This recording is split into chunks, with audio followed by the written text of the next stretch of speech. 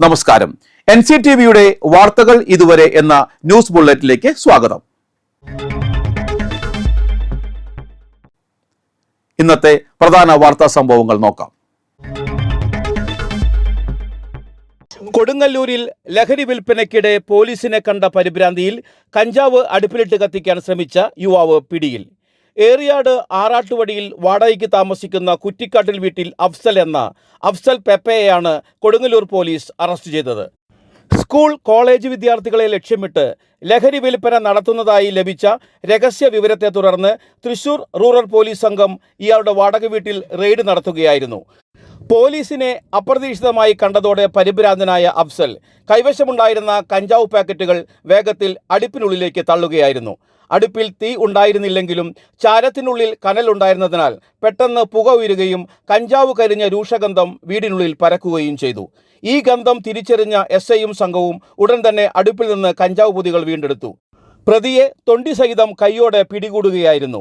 ലഹരി വസ്തുക്കൾക്ക് പുറമെ ലഹരി വലിക്കാൻ ഉപയോഗിക്കുന്ന ഉപകരണങ്ങളും ഇയാളിൽ നിന്ന് പിടിച്ചെടുത്തിട്ടുണ്ട്. 8 ക്രിമിനൽ കേസുകളിലെ പ്രതിയാണ് ഇയാൾ. മേഖലയിൽ വിദ്യാർത്ഥികളെ കേന്ദ്രീകരിച്ച് ലഹരി വിൽപ്പന നടത്തുന്ന മറ്റു സംഘങ്ങളെ കണ്ടെത്താൻ അന്വേഷണം ശക്തമാക്കുമെന്നും പോലീസ് അറിയിച്ചു. കൊടുങ്ങല്ലൂർ പോലീസ് സബ് ഇൻസ്പെക്ടർമാരായ Athul Mohan, Arafath, senior civil police ഓഫീസർമാരായ ജിഷോ, കിഷോർ ചന്ദ്രൻ, ജിജിൻ ജെയിംസ് എന്നിവരും ഡാൻസ് ഓഫ് അംഗങ്ങളായ SI Pradeep, ASI Liju, senior civil police ഓഫീസർമാരായ ബിജു, സുർജിത്ത് എന്നിവരടങ്ങിയ സംഘമാണ് പ്രതിയെ പിടികൂടിയത്.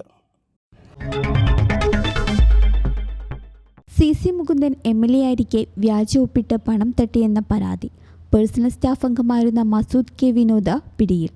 അന്തിക്കാട് പോലീസാണ് മസൂദിനെ പിടികൂടിയത്. ഒളിവിൽ കഴിയുന്നതിനിടയിലാണ് മസൂദ് പോലീസ് വലയിലായത്. CC മുകുന്ദൻ്റെ വ്യാജ ഒപ്പിട്ട് പണം തട്ടിയെന്നതാണ് മസൂദിനെതിരെയുള്ള പരാതി. പോലീസ് കേസെടുത്ത് മാസങ്ങൾ കഴിഞ്ഞിട്ടും മസൂദിനെ അറസ്റ്റ് ചെയ്തിരുന്നില്ല. ഹൈക്കോടതി കഴിഞ്ഞയാഴ്ച മസൂദിൻ്റെ മുൻകൂർ ജാമ്യാപേക്ഷ തള്ളിയിരുന്നു. VS സുനിൽകുമാറിൻ്റെ പേഴ്സണൽ സ്റ്റാഫ് അംഗമായിരുന്ന മസൂദിനെ പാർട്ടിയാണ് CC മുകുന്ദൻ്റെ സ്റ്റാഫ് അംഗമായി നിയമിച്ചത്. മസൂദിനെ മാറ്റണമെന്ന് CC മുകുന്ദൻ ആവശ്യപ്പെട്ടെങ്കിലും പാർട്ടി തയ്യാറായിരുന്നില്ല. മസൂദിനെ ചൊല്ലിയുള്ള തർക്കമാണ് CC മുകുന്ദനെയും CPIയെയും 2 തട്ടിൽ എത്തിച്ചത്. 52-കാരിയെ കിണറ്റിൽ വീണ് മരിച്ച നിലയിൽ കണ്ടെത്തി. എരുമപ്പെട്ടി പോലീസ് സ്റ്റേഷന് സമീപം താമസിക്കുന്ന മുരിങ്ങത്തേരി ലോറൻസ് ഭാര്യ ബ്രൂഷയെയാണ് വീടിനോട് ചേർന്നുള്ള കിണറ്റിൽ മരിച്ച നിലയിൽ കണ്ടെത്തിയത്. അഗ്നിരക്ഷാസേനയെത്തി മൃതദേഹം പുറത്തെടുത്തു. പെൺകുട്ടികളുടെ വിഭാഗം D-സോൺ ഫുട്ബോൾ ടൂർണമെന്റിൽ അണ്ടർ-17 വിഭാഗത്തിൽ പുതുക്കാട് മേരി മാത ICSE സ്കൂൾ 2ാം സ്ഥാനം നേടി ഫസ്റ്റ് റണ്ണറപ്പറായി. ഇരിങ്ങാലക്കുട ക്രൈസ്റ്റ് വിദ്യാനികേതനിൽ വെച്ച് നടന്ന മത്സരത്തിലാണ് ഈ വിജയം കരസ്ഥമാക്കിയത്. ഫിസിക്കൽ എഡ്യൂക്കേഷൻ അധ്യാപകരായ ജിമ്മി, ജാൻസ് കൊള്ളന്നൂർ എന്നിവരായിരുന്നു പരിശീലകർ.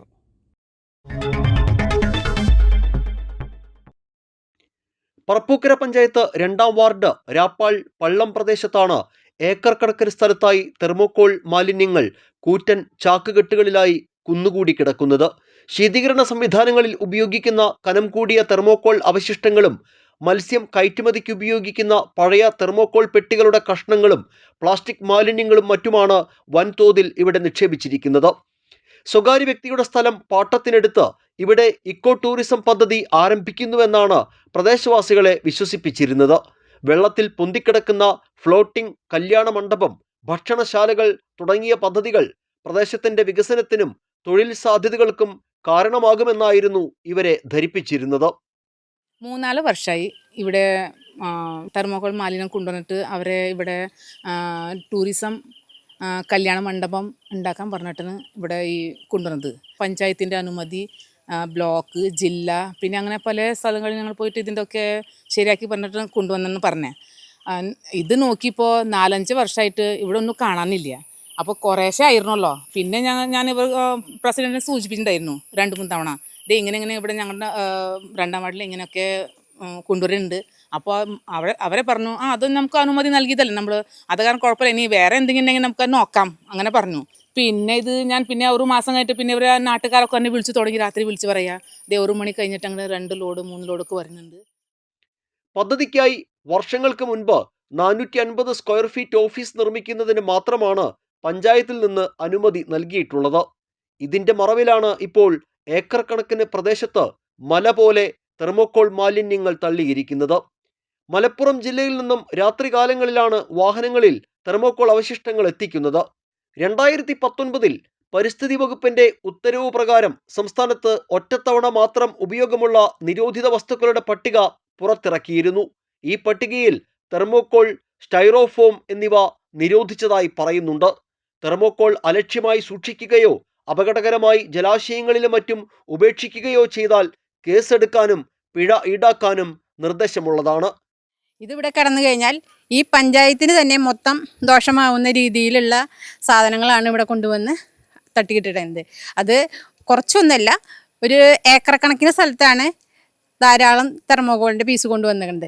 മഴ പെയ്ത് വെള്ളം നിറഞ്ഞു കഴിഞ്ഞാൽ ജനങ്ങൾക്ക് ഈ വെള്ളം മുഴുവനും കിണറുകളിലേക്കും ഇത് തീ പിടിക്കുകയാണെങ്കിൽ അത് ശ്വസിച്ച് അസുഖങ്ങൾ വരാനും കൂടുതൽ അവസരങ്ങളുണ്ട്.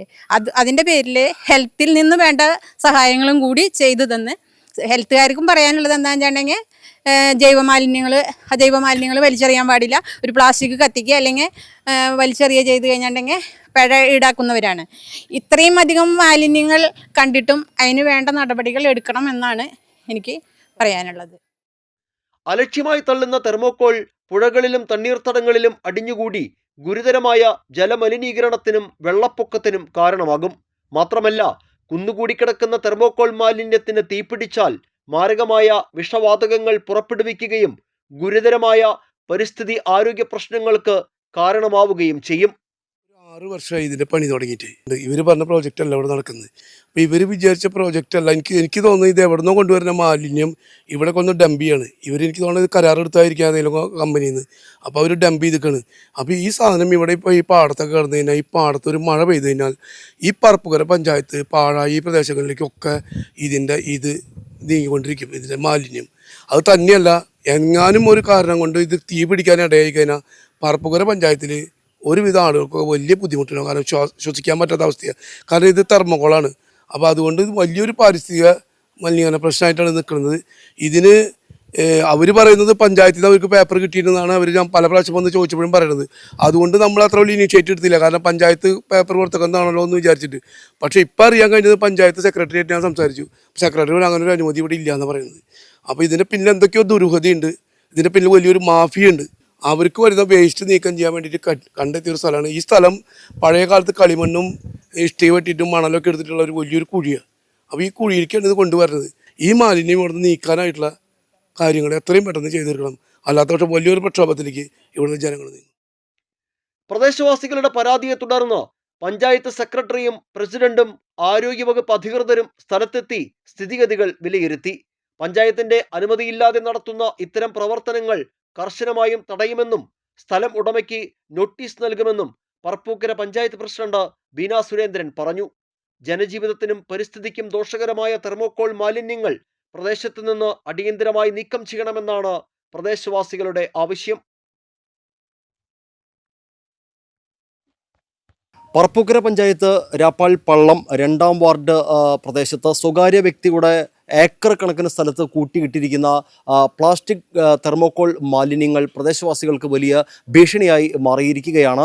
ഏതാണ്ട് 450 മീറ്റർ സ്ക്വയർ ഫീറ്റിലുള്ള ഒരു ഷെഡ് പണിയാൻ മാത്രമാണ് പഞ്ചായത്തിൽ നിന്ന് ഇവിടെ അനുവാദം കൊടുത്തിട്ടുള്ളത്. ആ അനുവാദത്തിൻ്റെ മറവിലാണ് ഏക്കർ കണക്കിന് സ്ഥലത്ത് ശീതീകരണ സംവിധാനങ്ങളിൽ ഉപയോഗിക്കുന്ന തരത്തിലുള്ള തെർമോകോളും പ്ലാസ്റ്റിക്കും അടക്കമുള്ള മാലിന്യങ്ങൾ ചാക്കുകളിലാക്കി കൂട്ടിയിട്ടിരിക്കുന്നത്.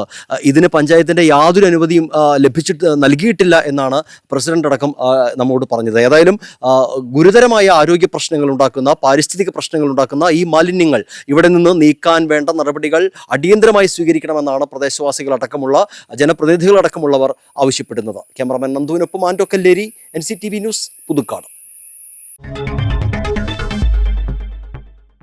കാലാവസ്ഥ.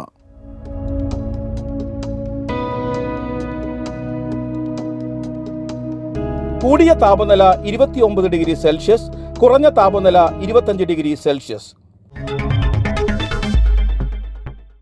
ചാലക്കുടി കൃഷ്ണ ജ്വല്ലറിയിൽ ഇന്നത്തെ സ്വർണ്ണവില നിങ്ങൾക്കായി സമർപ്പിക്കുന്നത് അപ്പസ്വർണം ആഡംബരവുമാണ്, സമ്പാദ്യവുമാണ്. സ്വർണം കയ്യിലുണ്ടേ അതൊരു ധൈര്യവുമാണ്. Krishna jewellery, golden diamonds, Chalakudy. ഹൃദയങ്ങൾ കീഴടക്കിയ വിശ്വാസം. സ്വർണം ഗ്രാമിന് 13,130 രൂപയും പവന് 1,05,040 രൂപയും രേഖപ്പെടുത്തി. പുതുക്കാട് തെക്കേത്തുറവ് മഠത്തിൽ അയ്യപ്പൻ അന്തരിച്ചു. 72 വയസ്സായിരുന്നു. സംസ്കാരം ഇന്ന് വൈകിട്ട് 4-ന് വടൂക്കര ക്രിമിറ്റോറിയത്തിൽ. കുമാരിയാണ് ഭാര്യ. അഭിലാഷ്, അനീഷ് എന്നിവർ മക്കളാണ്.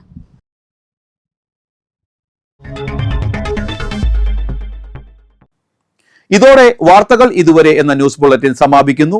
നന്ദി, നമസ്കാരം.